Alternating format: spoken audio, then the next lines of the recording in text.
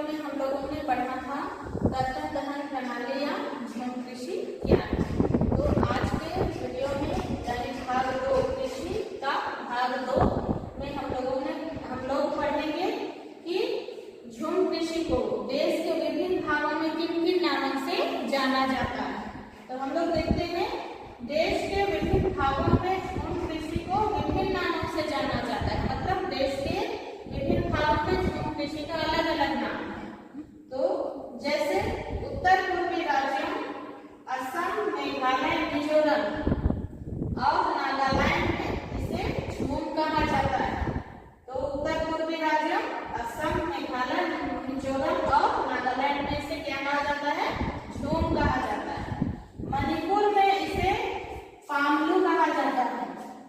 छत्तीसगढ़ के बस्तर जिले में और अंडमान निकोबार द्वीप समूह में इसे दीपा कहा जाता है।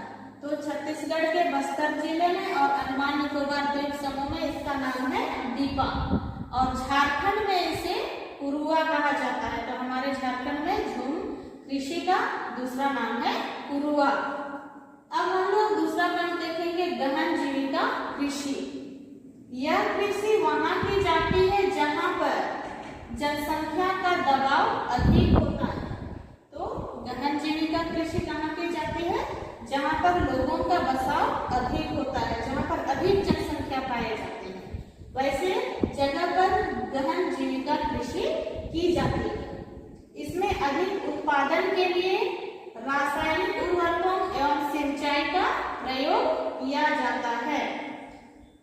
तीसरा पॉइंट है वाणिज्यिक कृषि।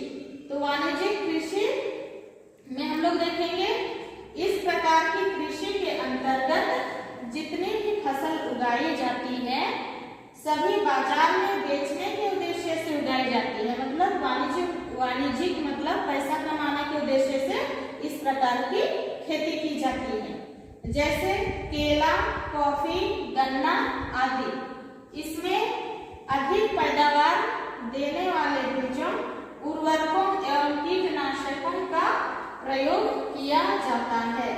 तो वाणिज्यिक कृषि में केला, कॉफी और गन्ना आदि की खेती की जाती है।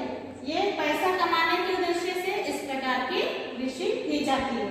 तो आगे हम लोग देखेंगे वाणिज्यिक कृषि में और एक है रोपण कृषि।